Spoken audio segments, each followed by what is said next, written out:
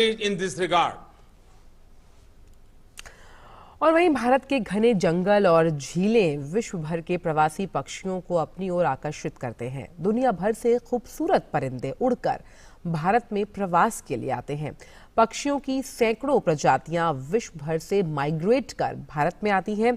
इन पक्षियों के यहाँ आने का मुख्य उद्देश्य भोजन की तलाश, गर्मी या सर्दी से बचना होता है। भारत ने 3 सालों के लिए प्रवासी प्रजाति पर संयुक्त राष्ट्र के निकाय की अध्यक्षता स्वीकार की है। केंद्रीय पर्यावरण मंत्री प्रकाश जावड़ेकर ने सीएमएस को भारत के लिए काफी अहम बताते हुए कहा कि विकास के लिए ये जो समय है वो काफी अनुकूल है। इसके साथ ही भारत प्रवासी प्रजातियों और उनके आवास पर ध्यान देने की शुरुआत करेगा।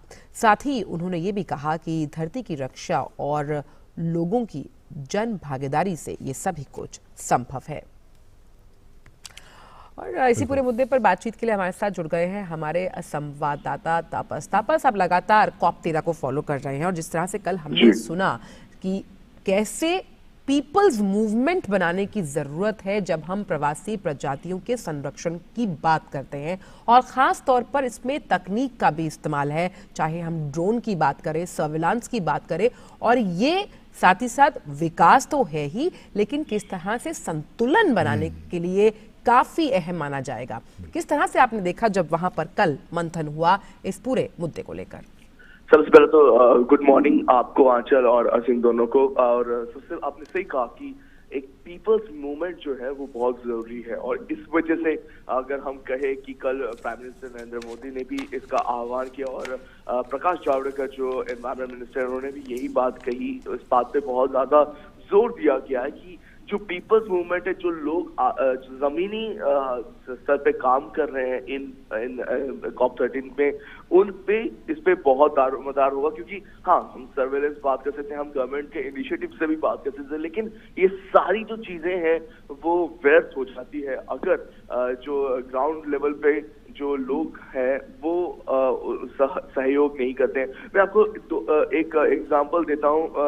वहाँ जब हम लोग COP13 में थे तो कल कुछ ऐसे सिटीजन मूवमेंट के लोग थे जो खास तौर से इस पे बात करते कि कैसे जो ग्रेट इंडियन बस्टर्ड कहिए, या फिर आप मरीन टर्टल्स कहिए, या फिर स्नो लेपर्ड कहिए, और ये जो प्रजाति है, ये इनफैक्ट अमूर फैल्कन जिसकी भी बात बहुत जोर शोर से की जाएगी, ये जो प्रजातियां हैं, इन प्रजातियों को बचाने में किस हद तक जो लोकल लोग हैं, ये इन लोगों ने भूमिका निभाई है। क्योंकि एक ऐसा समय था जब आमूर फैल्कन नागालैंड में आते थे चाइना से, और वो वहां से सेंट्रल एशियन कंट्रीज में जाते थे, तो उस वक्त उन भारी मात्रा में एक समय में उनका संहार होता था, उनके मीट को खाने के लिए यूज होता था। लेकिन इस वक्त ऐसी स्थिति है कि नागालैंड के लोगों ने एक मूवमेंट चलाया है जिसकी वजह से लोग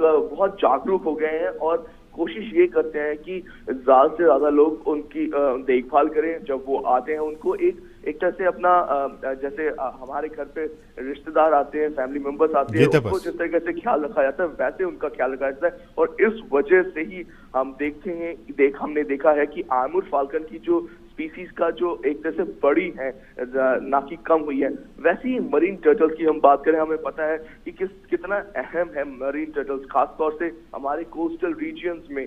और हम लोगों ने बात जब की तो पता चला कि ऐसे बहुत बार हुआ है कि जो मछुआरे जो नाव में जाते हैं, उनके जाल में कभी कभार जो जाल छोड़ देते हैं, कभी कभार जो खराब हो जाते हैं, उसमें वो टर्टल्स फंस जाते हैं और उस वजह से उनकी मौत हो जाती है। लेकिन एक सिटीजन मूवमेंट चलाया गया जिस वजह से ये लोग जाके देखते थे कि कोस्टल एरिया में कि कहाँ कैसे अगर कोई टर्टल फंस गया है तो उसको निकाले। वैसे ही इनका जो टर्टल यहाँ पे प्रवास के लिए आते हैं, उनके लिए, उनके संरक्षण के लिए एक बाकायदा एक जगह देख ली गई है। बताया गया कि यहाँ पे कोई उनकी मौत ना हो, जिससे उनसे उनका ख्याल रखा जाए, जिससे उनकी जो संख्या है वो वृद्धि हो।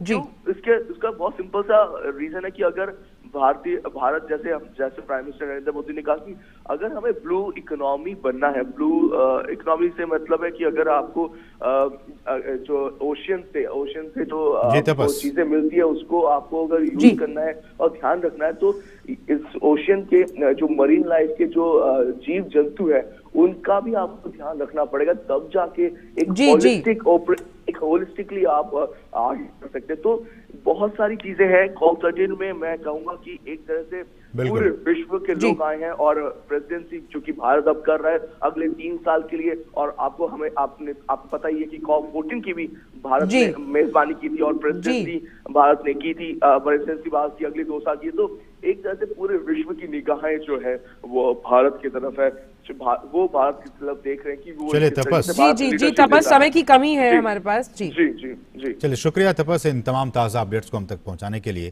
तो ये तपस बता रहे थे किस तरह से